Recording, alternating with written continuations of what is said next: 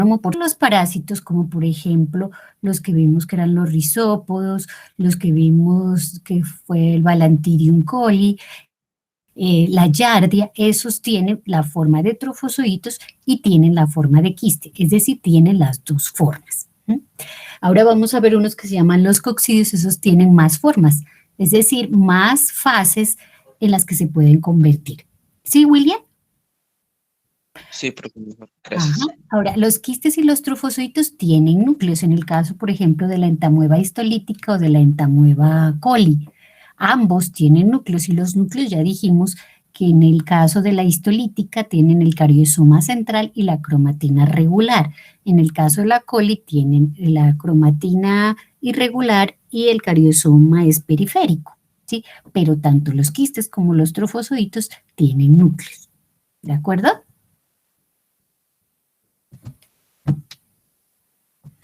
Sí, gracias. Sí, ahora sí. Bueno, perfecto. ¿Quién más tiene preguntas, dudas? Hoy es el día que toca hacer las preguntas, porque ya de hoy en 8 días, pues ya tienen su examen.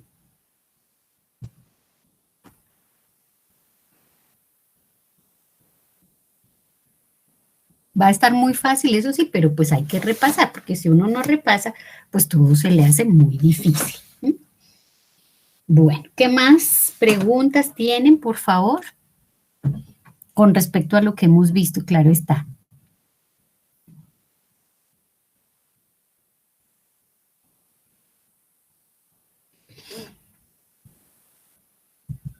Bueno, como no hay más preguntas, entonces continuemos con nuestra clase de hoy. Acuérdense de leer su artículo de Yardi, que también entra, ¿no?, en el examen. Eso es como un artículo de profundización, ¿sí?, para que pues cada vez tengamos más aprendizaje. Vamos a mirar entonces.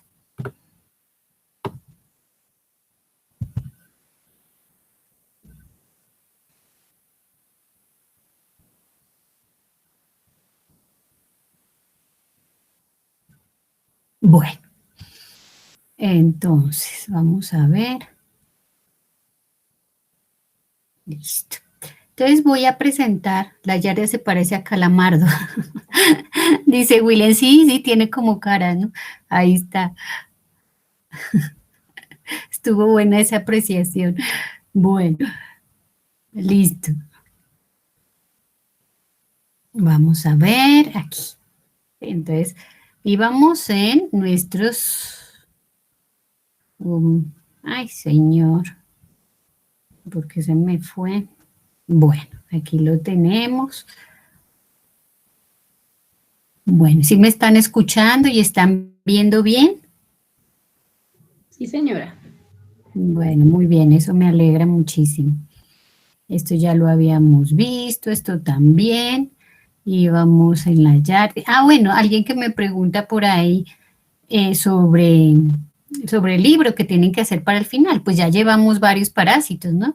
Ya llevamos la histolítica, llevamos el Balantidium, llevamos los saprófitos, rizópodos, llevamos la Yardia. Entonces, para que vayan haciendo su librito. Eso también ya lo habíamos visto, ahí está. Para que no se atrasen, ¿no? Acuérdense que finalmente quedamos en que el libro si lo pueden hacer de 1 a 3 personas como máximo. Y que los trabajos incluso hasta 5, ¿no? Eso lo habíamos visto anteriormente. Bueno, perfecto. Entonces, vamos a hablar hoy del cuarto grupo de protozoarios intestinales, que son los, pues eso tienen varios nombres, ¿sí? Los coccidios, que nosotros les habíamos puesto, pero también les llaman los apicomplexos o los esporozoarios. También pueden tener esos dos nombres. Entonces, aquí vamos a hablar de 3 principalmente, que son el Cryptosporidium parvum, que lo vemos ahí, la Cyclospora cayetanensis y la Isospora belli.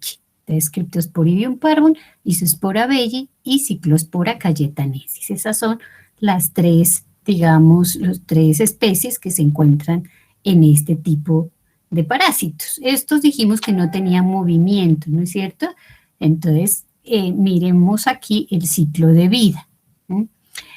Miren que si ustedes recuerdan cuando vimos el video, el primer video que vimos, en ese se hablaba sobre una persona que estaba infectada con Cryptosporidium, pero que esa persona era portador del VIH, entonces, por lo tanto, pues tenía un sistema inmunológico inmunosuprimido y por eso es que, pues, digamos que era mucho más agresivo el Cryptosporidium en ese tipo de personas. Y como vimos ahí en el video, claro, a cualquier persona la puede infectar el Cryptosporidium, pero si no tenemos un buen sistema inmunológico, pues va a ser mucho más agresiva la enfermedad. Entonces, este tipo de parásitos, sobre todo, se encuentran en personas inmunocomprometidas. Ahí vemos que también están en todos estos animales. Y como vimos allí en el video, finalmente dijeron que el Cryptosporidium que provenía de las vacas era como tal el que había infectado el agua. Y aquí estamos viendo, miren, uno se puede infectar por tomar agua de la piscina. Entonces, cuando uno va a la piscina, abre la boca para respirar y se le entró el agua. Ahí también se puede contagiar. Todo puede ser potencialmente contagioso. El agua de beber o el agua recreacional. Aquí, pues, digamos, ahorita miramos las fases, pero la persona se come, en este caso, el quiste, y llega principalmente al intestino delgado. ¿Sí? Esa es la principal forma de localización. Y en el intestino delgado, pues se da lugar a las fases de este parásito. Entonces, vamos a mirar cómo se dan esas fases aquí en esta diapositiva. Entonces, digamos que la persona se come el quiste, aquí está, y ese quiste en el intestino, que está aquí, se convierte, aquí vamos a abrir un poquito, eso, porque acá están las fases, miren también aquí arriba y acá. Entonces, el quiste se convierte en el esporozoito. El esporozoito infecta a las células intestinales. Luego ese esporozoito se transforma en un trofozoito. Ese trofozoito se va a transformar posteriormente en un merozoito. Ahí está. Y del merozoito, pues hay unos que digamos que se convierten en microgametocitos y hay otros que se convierten en macrogametocitos. Después de esto, estos microgametocitos y estos macrogametocitos se unen en uno solo, formando un cigote.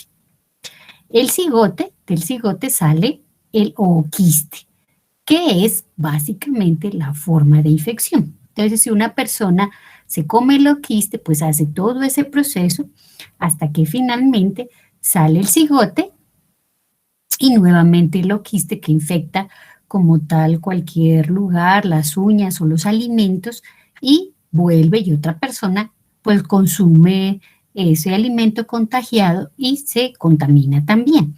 Sin embargo, ¿qué pasa? Dentro del intestino de la persona también se puede dar esto que estamos viendo acá, es decir, eso se llama autoinfección. Es decir, dentro del intestino pueden formarse los gametocitos masculinos, femeninos, formar el cigote y de ahí salen los ooquistes. Obviamente que empieza nuevamente el ciclo y esto hace que se dé pues un proceso como tal de reproducción en el interior del intestino y por eso cada vez van a ser mucho mayores pues ese número de parásitos que vamos a encontrar. Bueno, hasta ahora vamos entendiendo esto, por favor.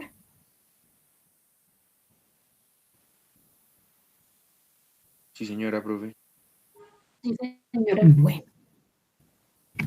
Listo. Lo importante es que entendamos, ¿no? No importa si tienen preguntas, la vuelvan a preguntar cuantas veces quieran. Y entre semana, pues, me queda más fácil porque estoy 100% en el trabajo, entonces apenas ustedes me escriben, trato de responderles lo antes posible. Bueno. Profe, una pregunta. Entonces, sí, dime. ¿El cloro del agua no mata el quiste? O sea, la cápsula que tiene el quiste es tan fuerte para... Fuerte. Hay parásitos que sí se escapan al cloro. Por ejemplo, este se puede escapar al cloro, es decir, que el cloro no le hace nada. Entonces, por eso es que les decía, todo potencialmente puede ser contagioso. Si vamos a nadar, nos podemos contagiar. Si vamos a comer algo, todo puede ser potencialmente contagioso.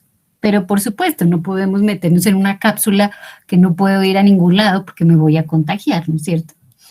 Y pues por supuesto hay otra cosa que es bien interesante y es que si no hay retos antigénicos, pues mi sistema inmunológico entraría como en un proceso de adormecimiento y tiene que haber retos.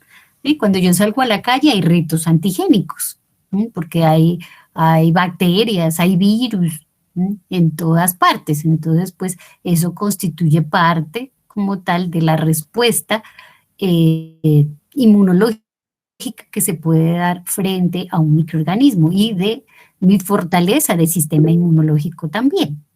Entonces, eso se llama, es la teoría de la higiene. ¿Sí? Yo no sé si en Inmunología 2 yo les había comentado a los que estaban conmigo. ¿Y eso qué significa? Que si uno es demasiado, digamos, estricto, ¿sí?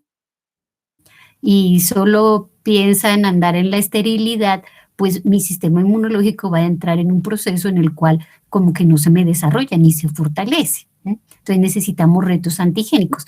Eso no significa que también si hay un microorganismo que es muy peligroso, muy potencialmente peligroso, pues yo me vaya a meter allí con el fin de que mi sistema inmunológico se fortalezca, ¿no? Pues hay que ver también, digamos, las consecuencias que puede traer eso. Pero en general, pues los microorganismos hacen que al fortalecer mi sistema inmunológico se desarrolle mucho más también. Bueno, Cryptosporidium parvum, aquí tenemos cuyas principales mecanismos de patogenia serían la atrofia de la vellosidad y la hiperplasia, y hay una toxina que ellos eliminan, y esa toxina pues también es supremamente tóxico para el intestino. Entonces, clínicamente, como les decía, estos microorganismos, estos coccidios, sobre todo se encuentran en personas que están inmunocomprometidas, ¿sí? Entonces, por ejemplo, aquí tenemos a los neonatos, pues les puede ocasionar, mire todo esto, diarrea acuosa, dolor abdominal, náuseas, vómito, por supuesto. Esto es bastante, digamos que grave para ellos porque ellos no tienen como un buen sistema inmunológico, su sistema inmunológico es totalmente inmaduro. Entonces, si se llegan a contagiar, pues empieza con todos estos procesos. Por supuesto, esto también de la diarrea acuosa se encuentra en los pacientes portadores del VIH, ¿eh? Y se puede encontrar de forma casi que crónica, es decir, muchos meses pueden pasar antes de que se diagnostique que el paciente tiene esta enfermedad, porque digamos que en muchas ocasiones no les hacen el diagnóstico, y esto es súper importante, ¿no? Entonces, mire, como les decía, pues en el caso de pacientes portadores del VIH también puede ir acompañada de otros microorganismos como la tuberculosis, el Pneumocystis carini, el citomegalovirus. Entonces ya vamos a ver que es muy adecuado hacer como tal el diagnóstico de este tipo de parásitos. Y esto es cómo se hace el diagnóstico. Aquí nosotros vemos a los parásitos de color rojo. ¿Esto qué significa? Que para yo hacer el diagnóstico de cualquiera de estos 3 microorganismos que yo estoy hablando dentro de los coccidios, es necesario hacerle una coloración que se llama la coloración de Ziehl-Neelsen, ¿sí?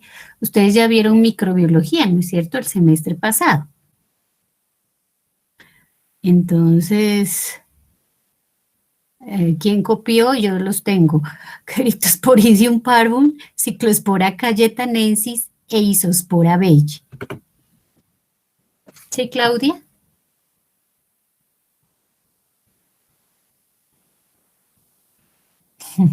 Bueno, entonces les preguntaba, como ustedes vieron microbiología, ¿quién me explica para qué es esa coloración de Ziehl-Neelsen y cómo se hace? Para colorear las bacterias ácido-alcohol resistentes. Ajá, exacto, es para colorear las bacterias ácido-alcohol resistentes. Pero hay una cosa importante en el procedimiento, ¿cuál será? Cuando uno hace esa coloración.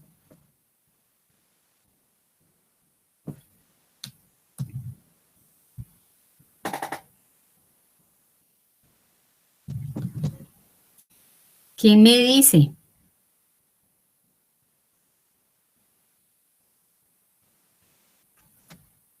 Ay, Dios mío. A ver, ¿dónde está esa microbiología? ¿Qué pasa cuando yo hago la coloración de Sil-Nielsen? ¿Cómo la tengo que hacer?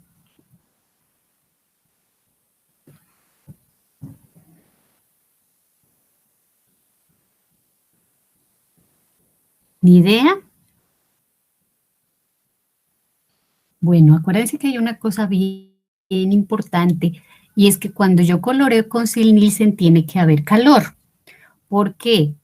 Porque así como la tuberculosis o la lepra, los otros microorganismos, como en este caso los coccidios, que tienen que abrir los poros para que entre el colorante. Entonces, por eso es que se agrega el calor, ¿sí?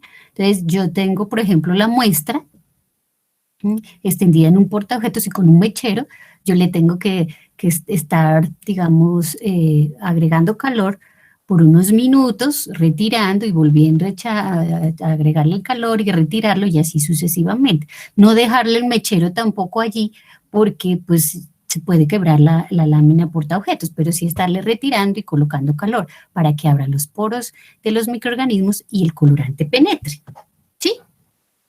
¿Sí, chicos? ¿O no? Sí, Sí, profe. señora, profe. Ah, señora. bueno. Ah, bueno, sí, porque si no, ¿cómo es eso? Perfecto, entonces así es la cuestión.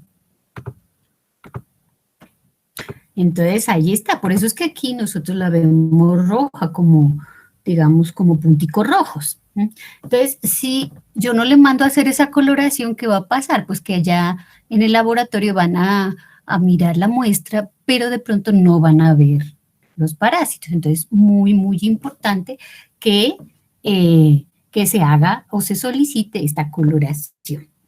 Pues normalmente en los pueblos, o digamos, en donde uno está haciendo los rurales, es una coloración de Sil-Nielsen a secas, así, simplemente. Esto que dice aquí modificado por Kim Jun ya son técnicas un poco más especializadas. Kim Jun y hay otros japoneses que están especializados en técnicas de parasitología y pues esos, digamos, se hacen como modificaciones, en este caso, con respecto tanto al tiempo como a los colorantes.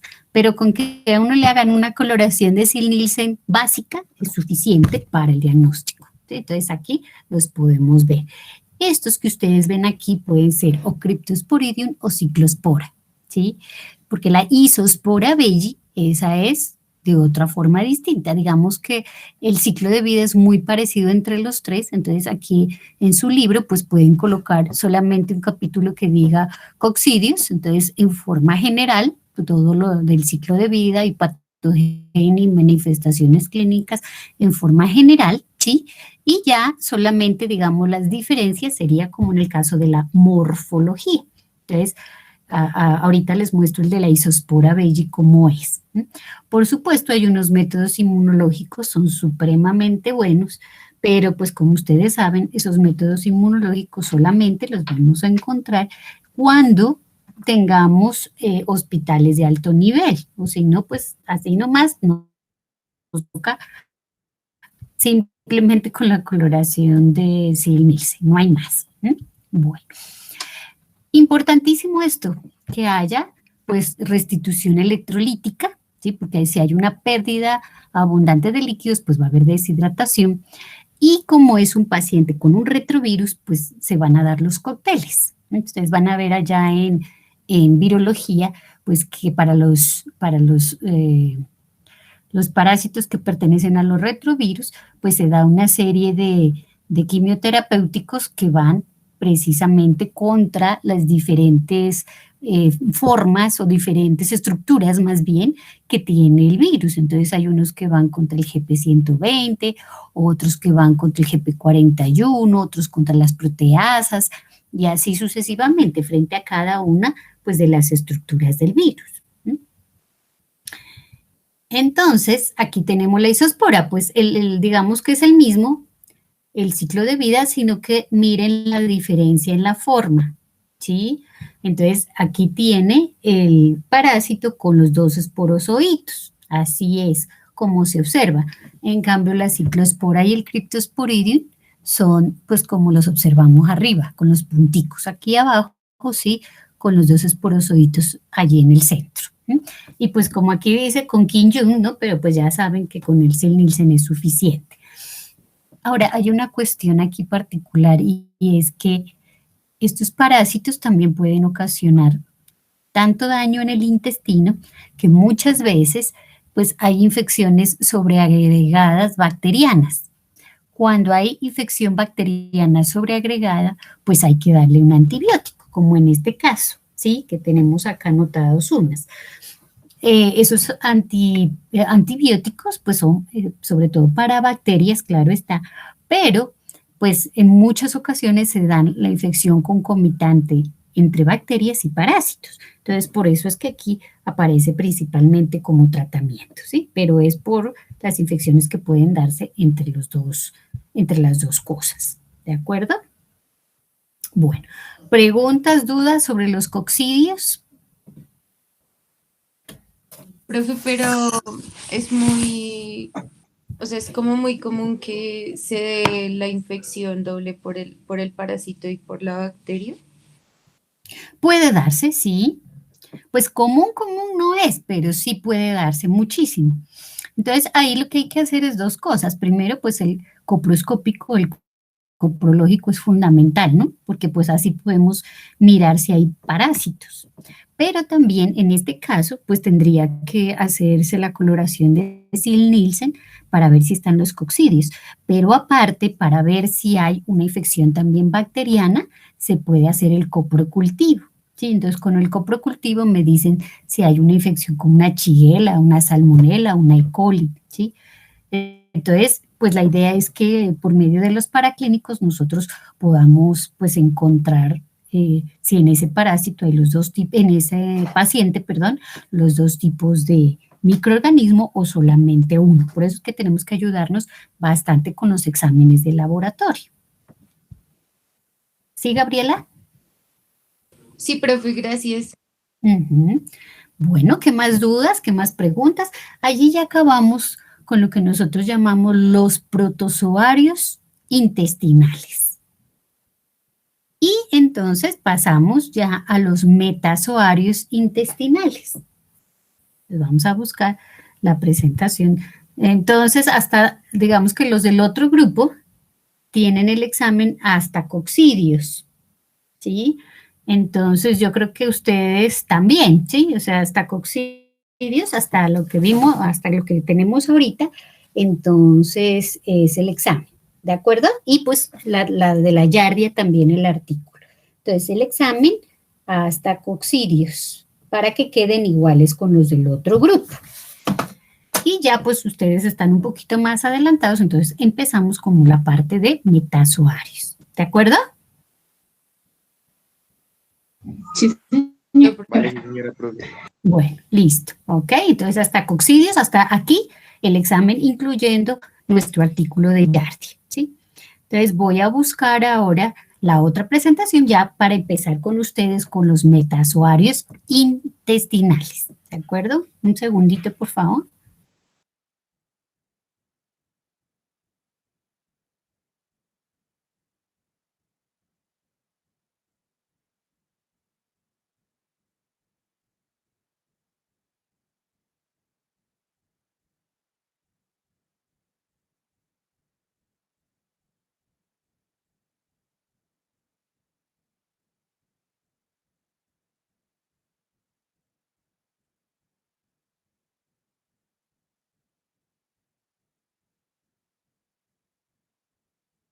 Presentar mi pantalla para que podamos continuar con la clase. Aquí la tengo.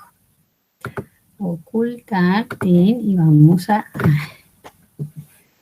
Bueno. ¿Se observan bien ahí? sí, señora. Sí, Chicos. profe. Perfecto. ¿Y me escuchan aquí? Señora. Dime. Ah, no, es que me están diciendo que sí, ¿no? Ah, bueno, perfecto. Ok. Entonces, aquí tenemos. Vamos a empezar con los metazoarios o helmintos intestinales. Entonces son los gusanitos. Mire, el valle está, este gusanito contento está allí, ¿no es cierto? Entonces, ahí tenemos. Resulta que los helmintos son gusanos, pero hay gusanos de dos tipos. Hay unos gusanos que son circulares y hay unos gusanitos que son planos. Gusanos circulares y gusanos planos. Bueno. Metazoarios. Listo. Entonces, mire que los redondos o circulares son los nemátodos. Y dentro de esos nemátodos tenemos, ahí está el Ascaris lumbricoides, el Trichuris trichura, los Enterobius vermicularis, que también se les llama oxiuros, Trichuris trichura o también tricocéfalo. Ahí sí nos toca aprendernos los nombres porque si nos reportan tricocéfalo, entonces ahí quedó loco, no sé de qué es que están hablando. O en el caso de oxiuros, es el Enterobius vermicularis. Los estrongiloides estercoralis, y ahí tenemos las uncinarias. Dentro de las uncinarias están el Ancylostoma duodenalis o duodenal y el Necator americano. Y dentro de los platelmintos tenemos la tenia, señor. Disculpe una pregunta, profe. ¿Cuáles que son los que son planos y cuáles son los que son circulares? Los nemátodos. Los nemátodos son los planos. Los circulares son nemátodos, ¿sí? Y los planos, platelmintos. Pero todos los nemátodos son circulares, es decir, como esta lombricita que ustedes ven ahí, ¿cierto? Entonces, esta es circular. Entonces, todos estos son nemátodos. Ustedes han visto, por ejemplo, cuando llueve y en la tierra salen lombricitas. Esas lombrices son nemátodos porque son circulares. ¿Alguno de ustedes ha comido lombrices? No. Pues no, profe. ¿No han comido lombrices? Pues son muy ricas. Yo una vez comí lombrices. Pero pues no son de estas, ¿no? O sea, son lombrices orgánicas, ¿no? Y una vez sí comí lombriz, pero era, o sea, las cogían las lombrices y como que las maceraban y quedaban como un paté, ¿sí? Como si fuera un paté de hígado o algo así, pero era paté de lombriz. Entonces, pero son, o sea, son circulares así también.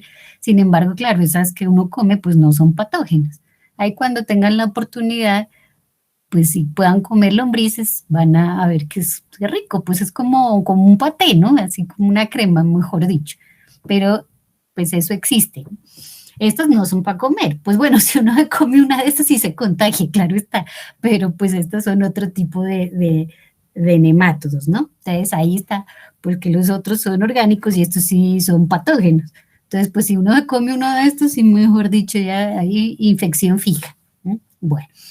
Y aquí tenemos los platelmintos, la tenia, solium, saginata, y aquí vamos a ver la Hymenelepis nana, la Hymenelepis diminuta, el Diphyllobotrium latum y el Diphyllobotrium pacifico. Entonces vamos a ver cada uno de esos, pero pues primero vamos a ver como una especie de características macroscópicas y unas generalidades.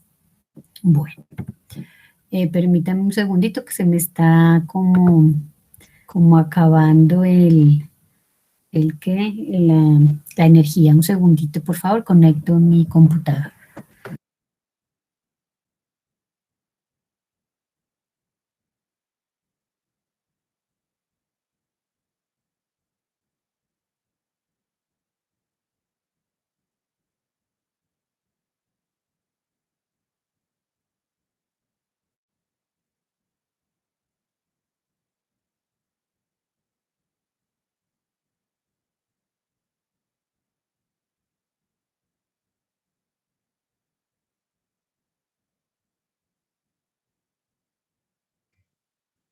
Profe, ¿será solo a mí? ¿Listo? Bueno, ahora sí. Ok. Listo. Ahí vemos bien, ¿cierto? Sí, profe. Bueno, perfecto. Entonces aquí tenemos la forma macroscópica. Ahí vemos los nemátodos, ahí están los redondos. Mire que ahí tenemos varias, como tal, varios tamaños, ¿no? Circulares, mire, pero hay unos chiquiticos, uy, estos están tan pequeñitos que ni se ven. Y miren, estos son los ascaris. ¿Se acuerdan que les mostré el video, no? En el cual se veían los nudos de los ascaris que los sacaban con unas pinzas de una cirugía de un niño de 3 años con ascaris. Entonces, estos son los más grandes dentro de los nemátodos. Y mire, hay de todos los tamaños. Ahí tenemos. Pues son alargados, son cilíndricos. Ahí dice, su tamaño va desde milímetros a centímetros. Entonces, pueden ser grandísimos. Y tienen, pues, una cutícula y tienen una musculatura que hace que, pues, unos parásitos se unan con otro con mucha fuerza. Resulta que hay macho y hembra en este caso. Entonces, los machos, aquí está, siempre van a ser más pequeñitos que las hembras. ¿Ya? Cuando hay machos y hembra en los parásitos, las hembras siempre son de mayor tamaño que el macho. Entonces, mire aquí, por ejemplo, tenemos cápsulas bucales. Aquí tiene un anillo nervioso, de aquí salen nervios para todas partes de su cuerpo. Es decir, que si yo cojo un alfiler y lo pincho, pues empieza a mover porque le duele, ¿no? Mire, aquí tiene el ovario, tiene intestino. La vagina de la hembra siempre va a ir en la mitad del cuerpo. Mire, entonces ahí va en la mitad del cuerpo. El útero, ahí está, y el ano. Este es el macho. Entonces el macho tiene testículos, conductos deferentes, mire, vesícula seminal. Esta es la espícula, esta como negrita.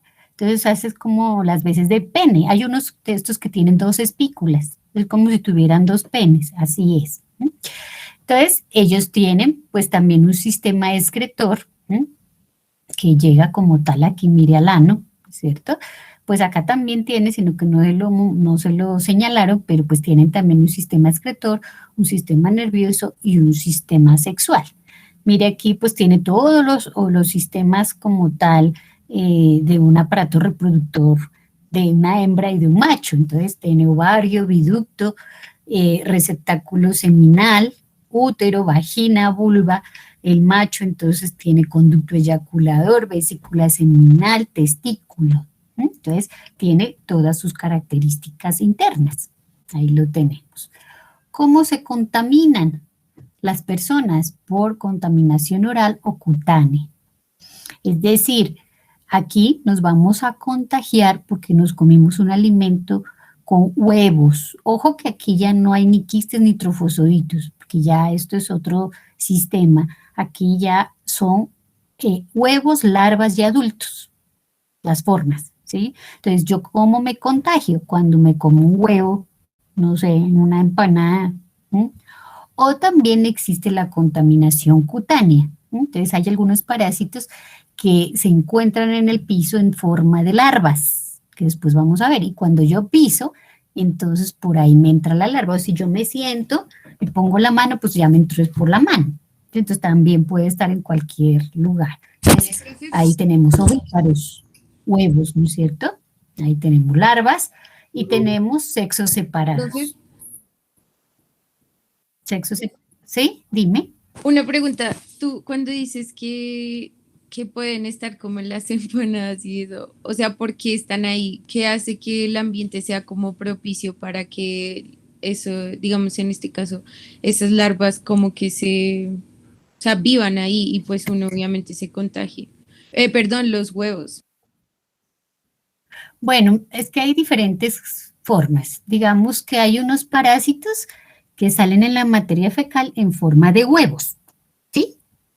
O sea, sale el huevo, se abre el huevo en la tierra y del huevo puede salir la larva. Entonces hay personas que se contagian comiendo huevos o, como les decía, cuando las larvas penetran en la piel. Digamos que el huevo, por ejemplo, este que ustedes ven acá, este es un huevo de Ascaris. Esto aquí alrededor tiene una capa que se llama la capa mamilonada. Es una capa súper fuerte que hace que el huevo en la tierra, pues como que, digamos, que sea muy fuerte y que no se destruya por nada. Entonces, ese es un mecanismo importantísimo que tienen los parásitos para poder permanecer en los diferentes medios. Si ellos caen, por ejemplo, en la tierra y viene otra persona y está en contacto con esa tierra, se le puede meter ese huevo en las uñas, por ejemplo, y va y cocina y ahí en las uñas tiene el huevo. O en el caso de las larvas, pues si, digamos, pisa en la tierra y ahí están las larvas, ellas también tienen como esa capacidad, digamos, de sobrevivir en el medio ambiente.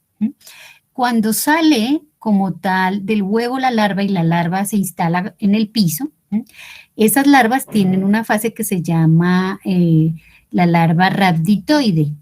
Cuando está como larva rhabditoide ya come y come y come porque esa es la forma de nutrición. Come todo lo que se encuentra alrededor.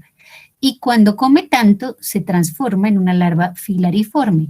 Y esa larva filariforme lo que hace es secretar como tal enzimas que cuando están en contacto con la piel, destruyen la piel para que la larva pueda ingresar. Entonces, ahí hay varias cosas.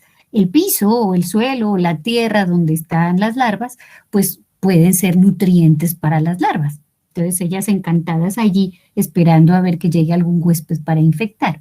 Ahora, si llega el huevo tiene la capa mamelonada que hace que tenga fortaleza y que no se destruya tan fácilmente y que pueda ser ingerido por una persona. ¿Sí? Más o menos eso era lo que me preguntabas. Sí, profe, gracias.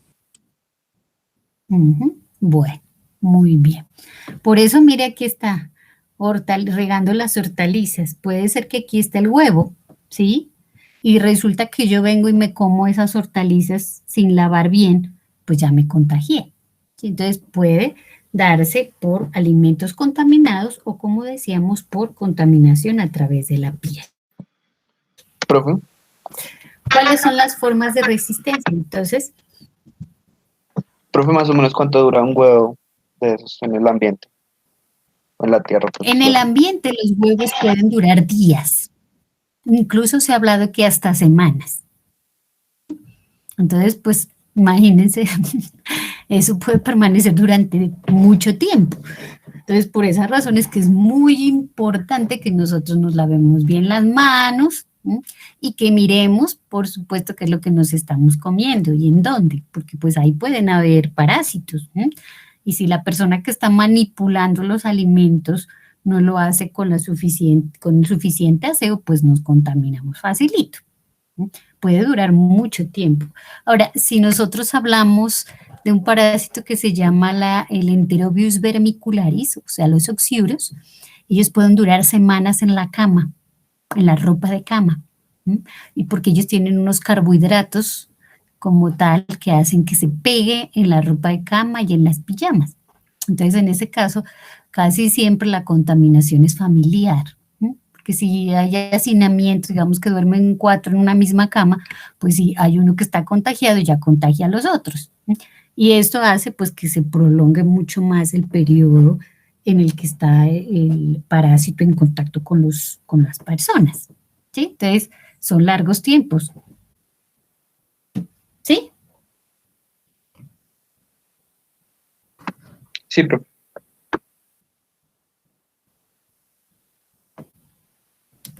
Bueno, muy bien. Entonces, mire, aquí tenemos huevos, larvas. Aquí está, mire la larvita.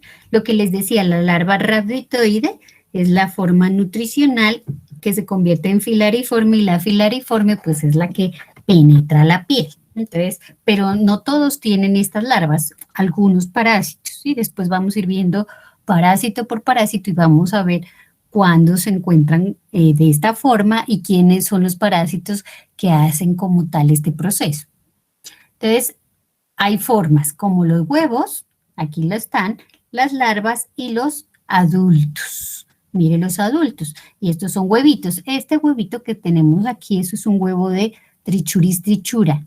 Y este que tenemos acá, este es un huevo de Ascaris lumbricoides. Entonces, mire lo que les decía, esa capa que tiene de gruesota, es la capa mamelonada. Si cae en la tierra no le pasa absolutamente nada a ese huevo. Y tiene 3 capas esto, no es solamente la capa mamelonada, la de afuera, pero aquí tiene 2 capas más, de forma que son 3 capas, y hay una de esas que es impermeable al agua para que no se dañe. Entonces, eso hace que proteja muchísimo a la larva que vemos acá. Y este sí es uno de tricocéfalo que tiene estos 2 taponcitos a los lados. Eso le sirve como para respirar al huevito. Bueno. Miremos algunos datos epidemiológicos. 30% de la población mundial infectada. Un montón, ¿no es cierto? Y eso que hay algunos lugares en donde la contaminación es mayor. Es decir, hay algunos lugares en donde incluso se llega, como dice acá abajo, al 75%, dependiendo de la zona geográfica. Ahí vemos. Es decir, que puede llegar hasta el 75%. Bueno, muy bien.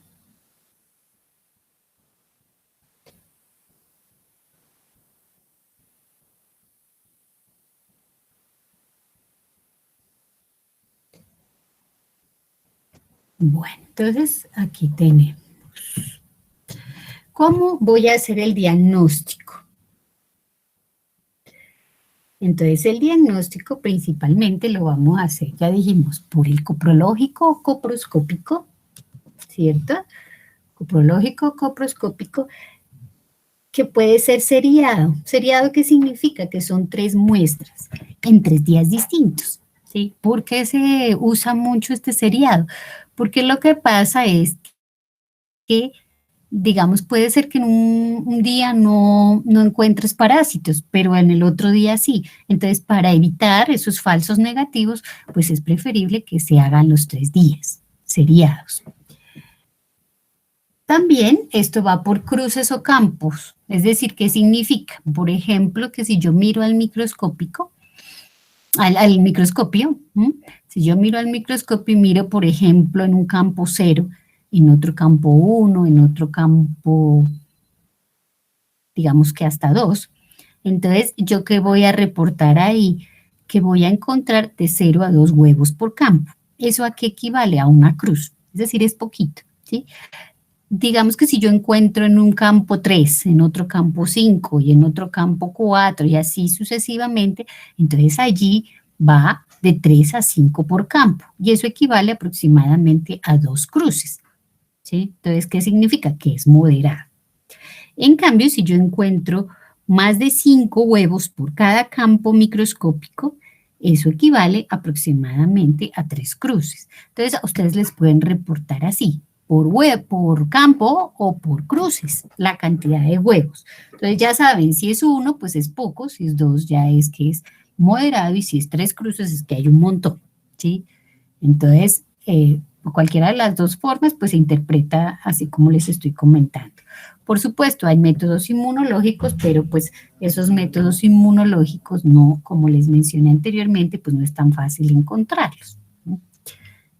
Bueno, eso es cómo se hace el diagnóstico. Miremos cómo se hace el tratamiento.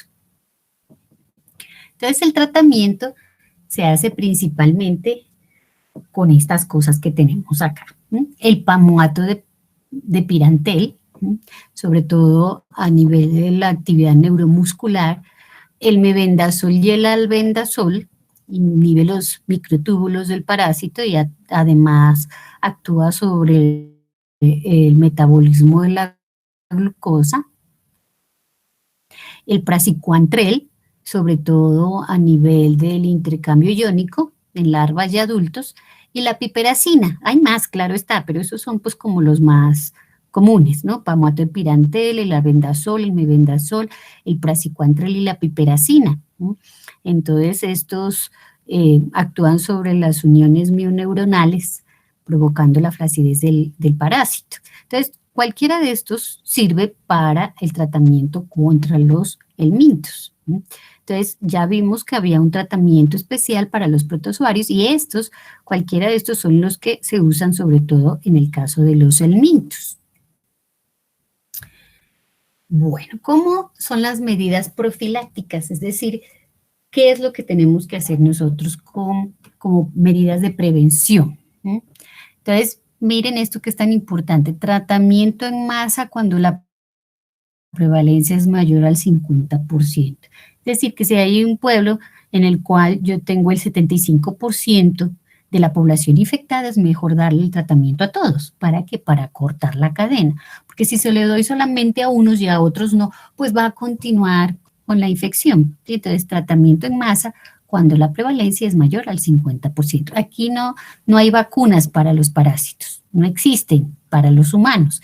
Entonces, por esa razón es que no podríamos decir, no, pues vacunemos, eso sería muy fácil, entre comillas, claro está, pero pues no existen vacunas. Entonces, toca es hacer esto que dice ahí, tratamiento en masa, es decir, a todos, de una vez, ir familia por familia y que todos se tomen el tratamiento. Mejoramiento de las condiciones sanitarias. De pronto, pues acá en Bogotá no se ve, pero por ejemplo en veredas todavía hay gente que tiene letrinas, ¿no?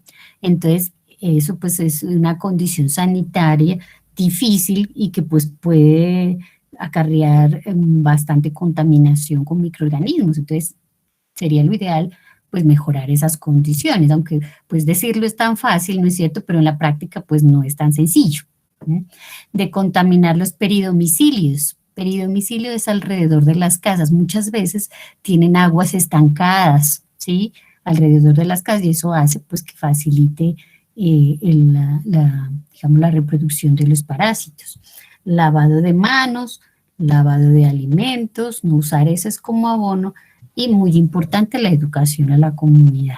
Es decir, si estamos en clima caliente y ven que hay personas que no se ponen los zapatos, pues entonces por lo menos que pongan chanclas, zapatos, algo, pero evitar que los parásitos penetren por la piel. Y como ya lo dijimos, hay algunos de esos que tienen principalmente.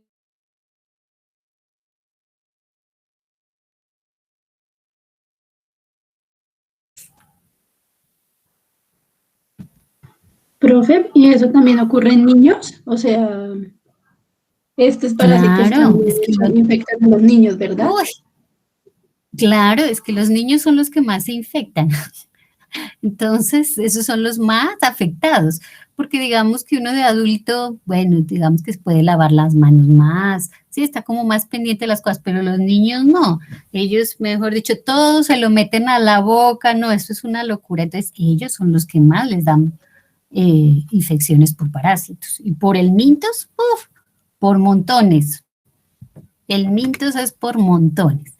Después para el segundo corte vamos a hacer una actividad que va a ser como la de que buscar, más bien, que ustedes busquen unos casitos clínicos sobre los parásitos que llevamos, pero pues eso para el segundo corte. Y entonces ahí pues van a encontrar precisamente pues que ahí la población más afectada principalmente son los niños. Ellos son los que más les dan ascaris, tricocéfalo, todo eso son los que más, porque ellos se comen todo, ¿no?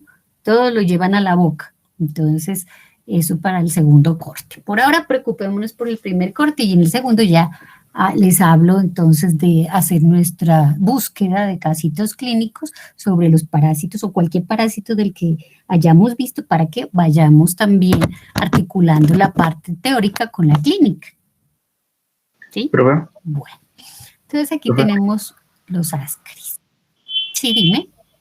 Profe, qué pena. Las miasis que son por moscas, eso sería, o sea, en sí la enfermedad sería por un metazoario o por el artrópodo. No, lo que pasa es que las moscas lo que hacen es poner los huevos. Y los huevos se transforman en larvas y luego en moscas otra vez, ¿sí?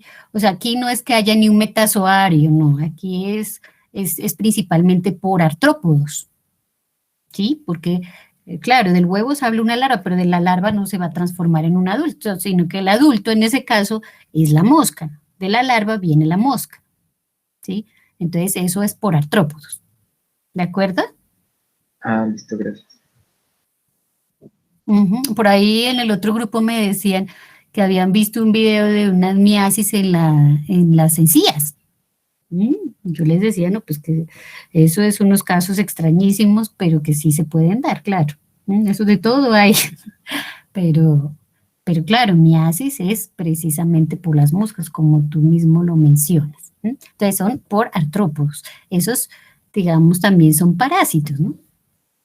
Bueno, entonces hablemos de los ascaris. Ahí está la ascariosis o ascariasis, también se puede decir. ¿Sí? Ascariosis o ascariasis. Y ahí el principal, digamos, productor de las ascariosis es el Ascaris lumbricoides. Entonces miremos nuestro ascaris, aquí está. Entonces tenemos aquí una reglita, mire. ¿Para qué es esa regla? Seguramente para medir machos y hembras, ¿no? Son largos, cilíndricos. Mire, aquí desde 3.5 centímetros hasta 40 centímetros. Y de ancho 3.6, de 3 a 6 milímetros. ¿Sí? Entonces son delgados, no son tan gruesos. Y pues allí la tenemos, mire, cutícula lisa, brillante, puede ser de color rosado o de color blanco marfil. Bueno. Aquí mírenle la boca, el esófago y el intestino. Ahí está. Esa es la boca del parásito. Entonces el parásito se alimenta por la boca, pero también a través de la cutícula. Estos que ustedes ven ahí son los labios del ascaris. Entonces tiene 3 labios, uno dorsal y 2 lateroventrales. Y tienen papilas sensitivas, imagínense, o sea que ellas sienten. Y aquí es como si le pasaran un bisturí y entonces es así transversal. Y entonces ahí podemos ver el esófago musculoso. También, miren, ahí están los labiecitos del ascaris. Bueno, muy bien. Ya habíamos dicho, pues, que la hembra tenía sus aparatos sexuales femeninos y el macho los masculinos. La hembra pone 200.000 huevos diarios. Imagínense eso, 200.000 huevos es un montón, ¿no? 200.000 huevos diarios por cada hembra. Y digamos que si tiene 20 hembras, pues hagan la multiplicación. Y es diario, es decir, por día. O sea que si está un mes ahí, todos esos huevos por los 30 días del mes. En el caso del macho, el macho tiene un testículo, pero tiene una particularidad que tiene 2 espículas gruesas. Es decir, tiene como 2 penes más o menos, ¿sí? Para la cópula. Entonces ahí tenemos pues que ese es el aparato reproductor masculino y femenino de los ascaris. Mire ahí, sostenidos por su musculatura. Ahí están. Y mire aquí otra vez la reglita. Entonces la hembra es esta que está aquí arriba porque es más grande y el macho el que está aquí abajo. Ahí está. Bueno, ¿dónde se localizan? Principalmente los vamos a encontrar en el yeyuno. Entonces, con base en ya dijimos los 200.000 huevos diarios. Los huevos infértiles son estos de aquí. Mire que son alargaditos, como digamos que tienen unos gránulos refringentes. ¿Qué significa huevos infértiles? Es decir, una hembra pone los huevos, pero no ha sido copulada por el macho, ¿sí? Entonces, ese huevo es infértil. De igual manera, si me reportan huevos infértiles, yo sé que hay una hembra, ¿no? Y obviamente tengo que darle el tratamiento. Como no tiene larva, pues no puede evolucionar posteriormente. Ese es el huevo infértil. Este es el huevo fértil, que ya lo habíamos visto anteriormente. Entonces son ovales o esféricos, ¿sí? Y tienen una capa supremamente gruesa. Entonces, en la que tiene, como les decía anteriormente, 3 capas. Una capa interna, que va a ser una capa impermeable, una capa media, que es la capa espesa y lisa, y la capa externa, que es la que llamamos la superficie mamelonada. Entonces tiene todas esas capas para que no le entre el agua, para que no se dañe, para que si cae en la tierra pues no se dañe también. El mamelón es como una capa gruesa que lo protege de las caídas. Y ahí tenemos entonces nuestra larvita, mire que está adentro, ahí la podemos observar. Bueno, hablemos aquí un poquito del ciclo de vida. El ciclo de vida del ascaris no es tan sencillo. El ciclo de vida incluye varias cosas. Entonces, digamos que la persona ya se comió el huevo, ¿es cierto? Entonces, cuando se come el huevo es una larva de, digamos, una larva de primer estadio, la que está dentro del huevo. ¿De acuerdo? Cuando yo me lo como, llega hacia el intestino. Y en el intestino se abre, eclosiona el huevo, y cuando eclosiona el huevo, sale una larva que le voy a llamar larva de segundo estadio. ¿Mm? Esa larva de segundo estadio va a invadir la mucosa del intestino. ¿Mm? Y pasa a la circulación, ya sea por linfa o ya sea por sangre, hasta llegar al corazón derecho y posteriormente al pulmón. ¿Sí? En el pulmón, más o menos, llega entre el día cuarto o quinto después de que se ha comido la persona el huevo. Y miren el tamaño, es supremamente pequeñita, es decir, que ni se ven, ¿cierto? Entonces, esa es la que llamamos la larva de segundo estadio. Luego pasa a ser una larva de tercer estadio. Opa. Ya, o sea, como que va creciendo, ¿no? Y va durando.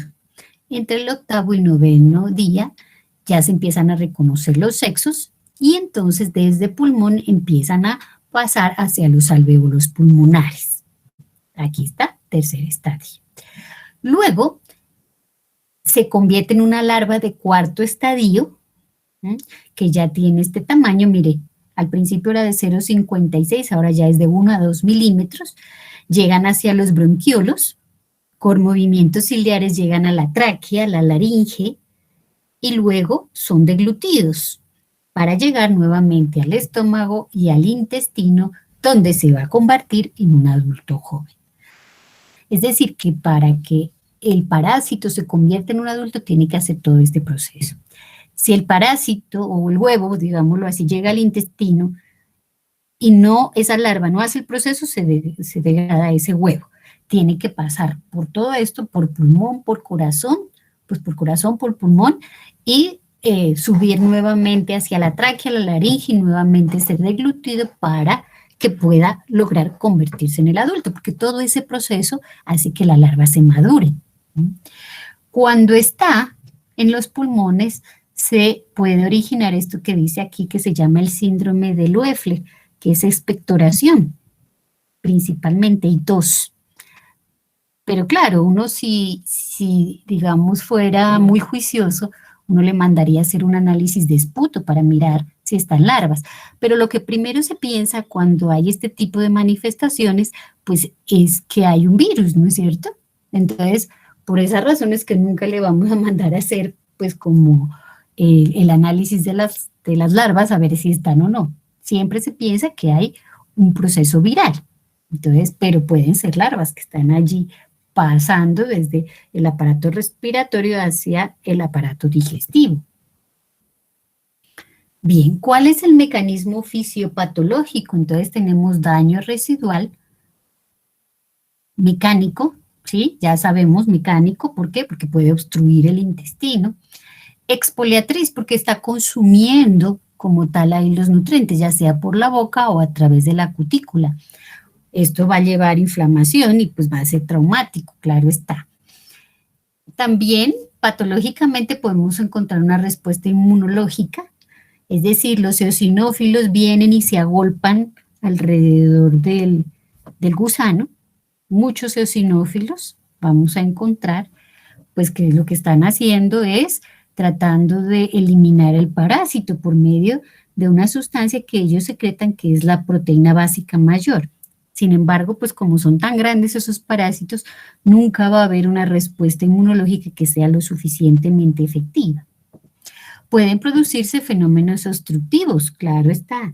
Si se pasa esos nudos, imagínense, a los pulmones, al páncreas, a los diferentes lugares, pues puede ocasionar las diferentes manifestaciones clínicas a nivel intestinal, a nivel de vía biliar, a nivel de páncreas, a nivel del apéndice, ahí podemos tener. Y ahí pues las manifestaciones clínicas consistentes en dolor abdominal, vómito, diarrea, náuseas, adinamia, anorexia, hay gente que vomita los ascaris también, sobre todo los niños que me preguntaban, ¿no? Es muy común niños ver vomitando ascaris o que les salgan por los oídos, por la boca, por la nariz, ¿eh? Porque estos parásitos hacen migraciones por los diferentes lugares. Entonces, mire, allí está el nudo ahí. Puede producir perforación intestinal, puede producir apendicitis. Y aquí vemos, pues, formas extraintestinales. Mire, puede encontrarse en el divertículo de Meckel, ahí está, en el hígado, en el páncreas, en trompas de Eustaquio, entonces en el oído, por eso les decía, puede salir por los oídos, vías urinarias, pueden migrar a cualquier parte del cuerpo. Claro está, migran después de que ya han hecho el tránsito, ¿no? O sea, desde que han hecho ya el ciclo de vida, inicialmente, entonces después ya como adultos hacen su migración por los diferentes lugares. Miren migraciones anómalas. Entonces, por la boca, ahí está, mire esta niña, y por la nariz. Y mire este señor en los testículos. En estos casos, pues no vale solamente el antiparasitario, aquí sí hay que hacer una reconstrucción, ¿no? Porque mire, esto le queda así colgando, entonces le tienen que hacer ahí una cirugía para nuevamente organizarle los testículos, porque mire cómo está, ¿sí? Entonces, esas son migraciones anómalas que se pueden dar por el Ascaris lumbricoides. Entonces, ahí está el diagnóstico. ¿Cómo lo hacemos? Pues a través, por supuesto, de los huevitos o los adultos, ahí está. Y pues miren estos señores, ahí están con sus ascaris, ahí están como mostrando orgullosos los ascaris que tienen. Ellos tomaron el tratamiento y les salieron los ascaris. Hay veces en que cuando son pocos se degradan y tranquilamente salen en la materia fecal, sin que la persona se dé cuenta. Pero pues aquí ellos sí como que decidieron coleccionarlos y mostrarlos en una fotografía. Ahí lo tenemos. Bueno, señores, ¿cómo nos va? Sí, profe, ¿qué, Felipe? ¿Pero qué es? No sé qué pregunté.